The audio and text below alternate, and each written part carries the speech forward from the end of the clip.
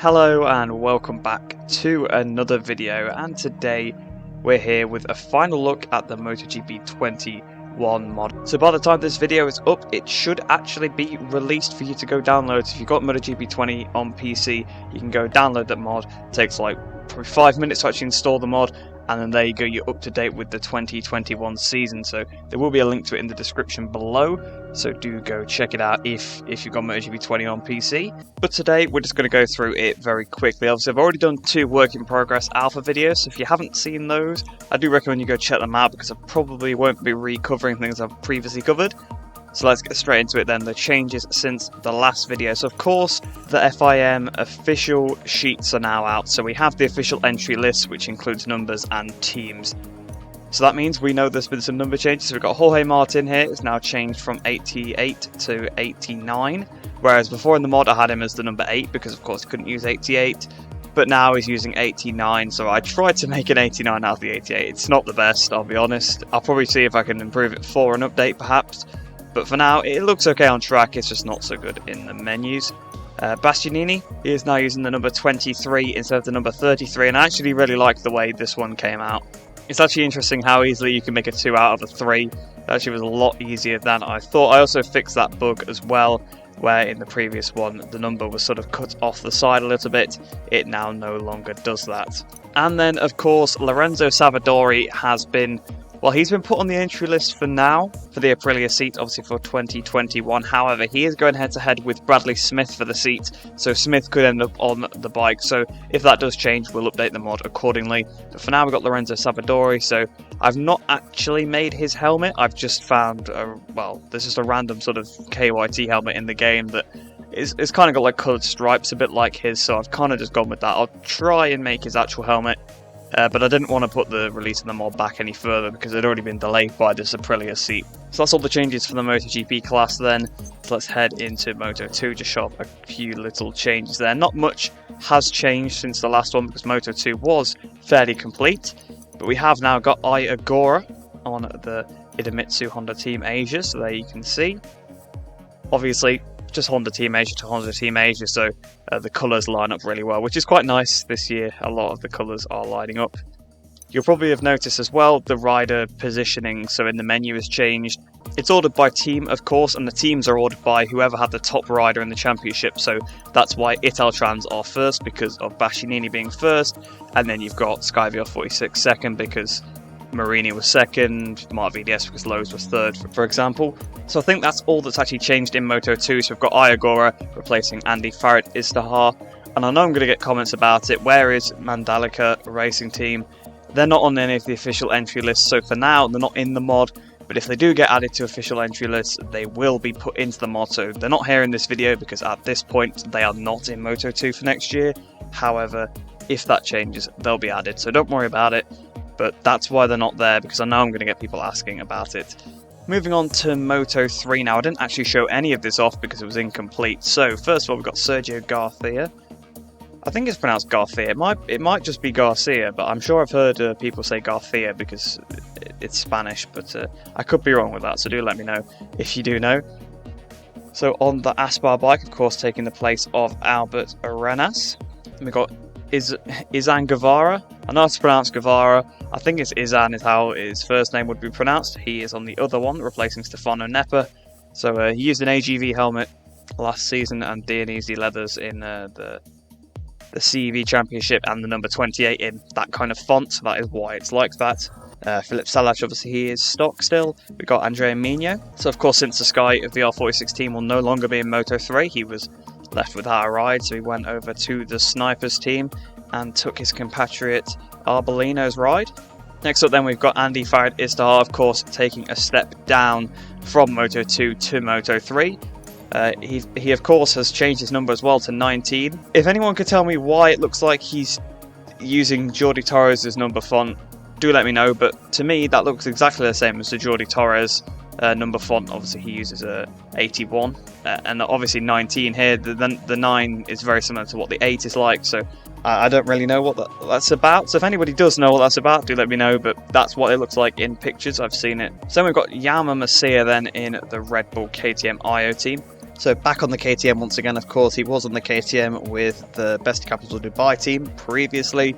Switched to the Honda with, I'd say it was a poor season, but actually, towards the end, he was pretty fast. He got a couple wins, didn't he, towards the end of the season. He wasn't too far off the championship by the end, so it's not a bad season. Actually, probably his best season on the Leopard there, but he's back on the KTM for next year, but in the IO team. And his teammate will be Pedro Acosta. So I know the picture is not the best, but it is difficult sometimes to find decent pictures for the menu of some of the CEV riders and stuff, mainly because there's no broadcast ones to take because they use a different set of graphics, so it's quite difficult to find the pictures, which is why you'll see some of them are not the best. But if we have a look at Pedro Acosta, using his Red Bull Rookies helmet, the number 37 as well, trying to copy the font that he was using in CEV, Alpine Stars, so fits in quite nicely. Of course, with the helmet, obviously, that is from the Red Bull Rookies Cup, it actually kind of matches the colour scheme as well. Dennis Foggia, he's default, and then we've got Xavi Artigas. So you can see there, once again, another picture, but that one actually isn't too bad. So for Xavi Artigas, number 43. I had him as the number 4 before, because that's what he used when he was wildcarding, but he's using the number 43, which is the number I think he used in the CEV as well. And obviously the yellow Dionisi. I've used Dionisi because it seems like all the Leopard riders now have that. And he also was running that last year as well. John McPhee, of course, he is stock. We've got Darren Binder here on the Petronas. Nearly said Petronas Yamaha, the Petronas Honda in Moto 3. So we've got Darren Binder alongside John McPhee. That'll be an interesting lineup. Obviously, both of them quite experienced Moto 3 riders at this point, and definitely both be going for the title next year, so it will be interesting. Koffler is still stock, and then we've got Kaito Toba on the other CIP bike. So switches one KTM to another. I didn't actually think Toba was probably going to get a ride, but it's nice for him that he's managed to get one in the CIP team, because CIP not a bad team, to be fair. I don't think they have the biggest budget, but they tend to put out pretty decent bikes. At least Darren Binder is fairly competitive on them anyway. Of course, Jeremy Alcoba and Gabby Rodrigo still the same. Suzuki is still the same. But then we got Lorenzo Fallon. Yes, that is a very blurry picture, but that is literally the best picture I could find where it showed enough of him to actually fill up the screen if I stretched it, whereas most of them were just sort of just shoulders on up, which isn't enough. So yeah, it's not the best picture, but he's using the number 20. Again, I've tried to copy the font that he was using previously. It's not the best, but he's got a shark helmet. That's why it's stock black, Alpine Stars leathers as well. So the French rider will be joining the SICK 58 team for next season. Both Husqvarnas are the same. Both the Tech 3 riders are the same. Carlos Tatai staying the same.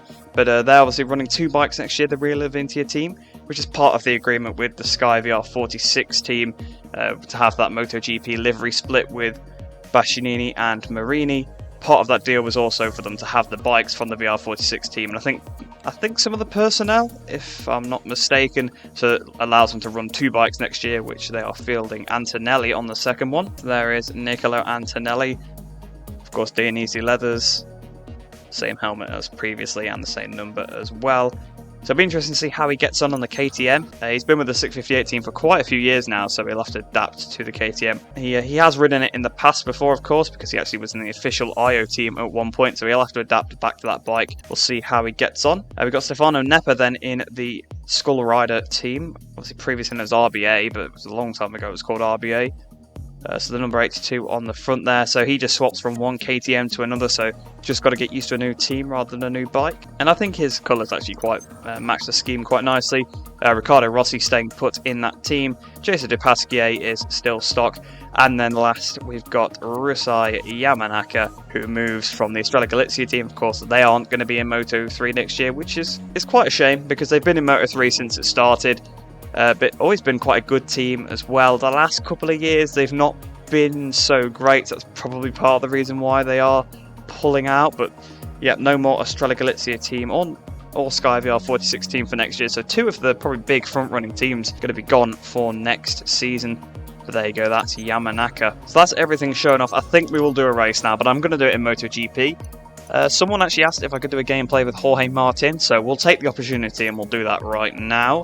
We'll do Argentina because they didn't go Argentina in real life, so we'll do Argentina, so I'll see you down on the grid and we'll get the race started. So the rider performance is actually based on the final update of Project 20, which actually also went out today. So if you don't want to use the 2021 mod and you wanted to see some more of Project 20, or you want to still use Project 20 for a bit, it has been updated once again to sort of change the rider performance. As you can see, Brad Binder on the front row. The KTMs have all been buffed again because they were too slow in the previous update. But here we are, Jorge Martin actually at the back of the grid.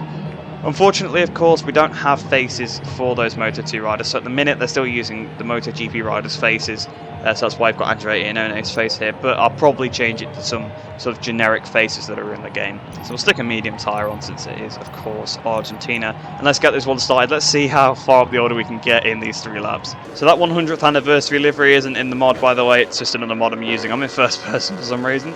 Down to traction control 2, up to power mode 2, waiting for the lights to go out, lights out, and away we go.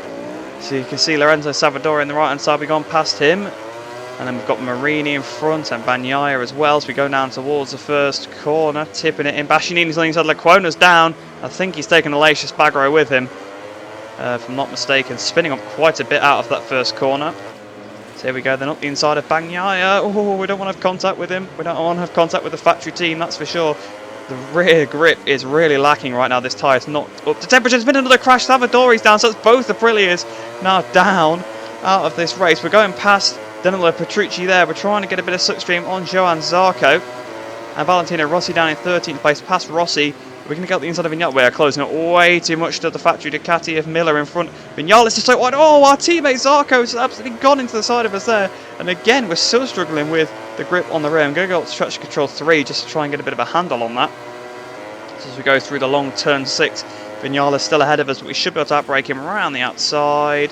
He's still got the inside though. Zarco again trying to get his way in there. So Zarco being aggressive as always on the power. Again sliding the rear. I've picked the wrong tyre here, I think. At the start of the lap it was sliding because it was too cold, and now it's just overheated. So there we go, past Vinales, but he's still got the inside. Will we be able to get past him, hanging it around the outside of Maverick Vinales? He's missing a wing apparently as well, so not sure who he's had contact with, but he keeps the position ahead of me for now. But we should be able to get him into the penultimate turn. Got the inside of Miller as well. Ooh, just about. So then we've got Miguel Oliveira. You can see actually he has actually got a new helmet. Same with Petrucci as well. I actually forgot to show them off, so I might show them off in a replay at the end. But we've gone past Oliveira. So we're now up into 10th place. Nakagami up next. Then it's Alex Marquez. Looks like Rins ahead of him. Then it's Marc Marquez by the looks of it. I don't know why he's doing so far down the order. Oh, actually, it's probably Pol Espargaro. Yeah, that would make more sense than it being Marc Marquez. I just saw a Repsol Honda.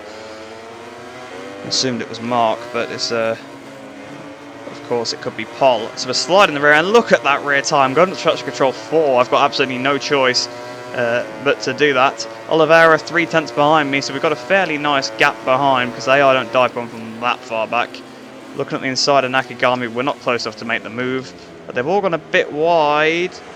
Trying to get the cut back. Actually, I think it might be Mark because Pol looks like it's in front of him. So the 2 Repsol Hondas not doing too well in this race. Of course, it is similar to Project 20, so the performances do vary from race to race just because of how close they are. So you might see Marquez down in 8th in one race, but he will win another one. So don't worry about it. It's not I've made them too weak. It's just the way the game works. It's weird.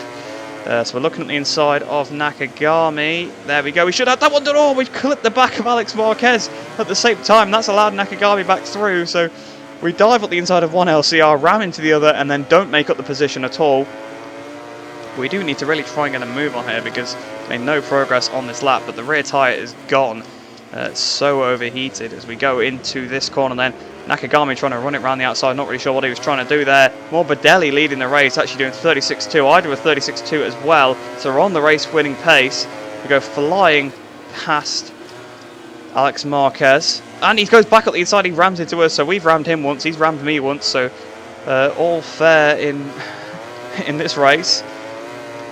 We're trying. Oh, I was going to go back for the inside, but I didn't quite get over enough. We're trying to get the inside of him again. I'm not going to quite be able to do it though.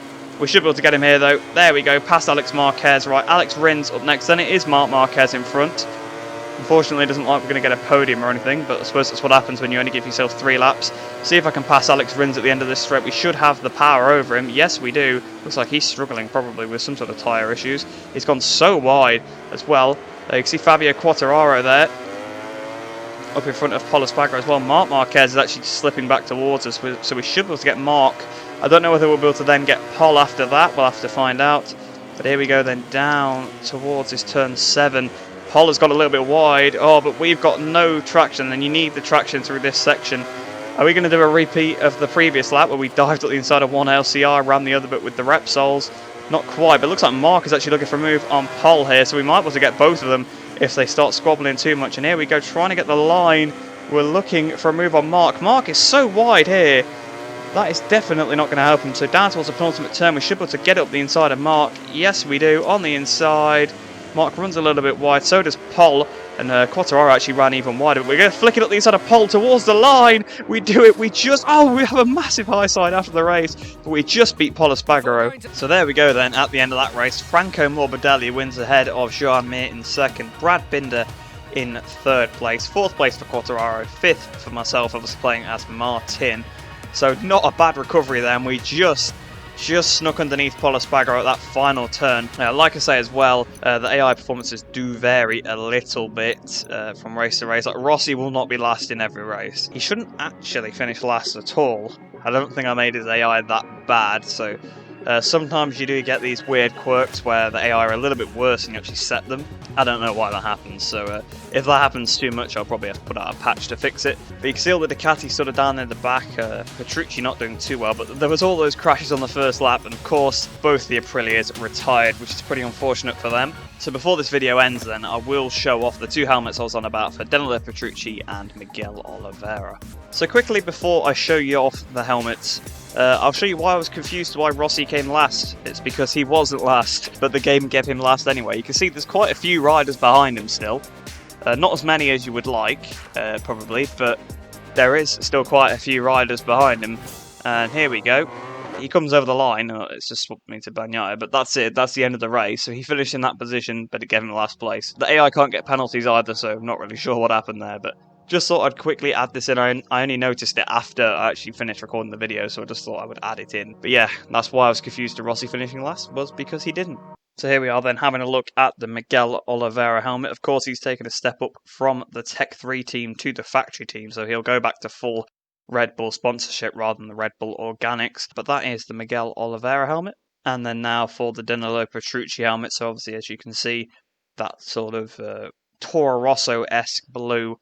When the Toro Rosso sort of ran that kind of livery for a few years, and it's now sort of a Tech 3 thing as well, the Red Bull Organic. But yeah, so I've tried to keep as much of his original design as possible, sort of just change the red from the Ducati to an orange colour to match the bike, the blue of course, replacing all the black and a bit of the red as well, just to sort of make it a bit more symmetrical and line up a little bit better. He's obviously got the gives you wings on his visor as well.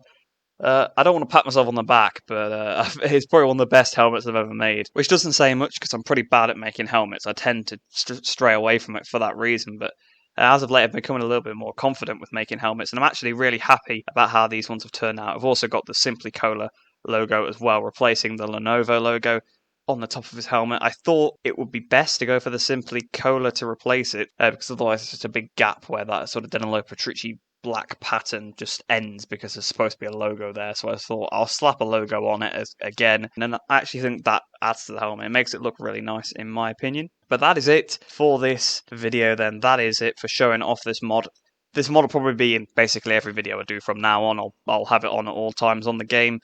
Hopefully I should be able to do an online video fairly soon.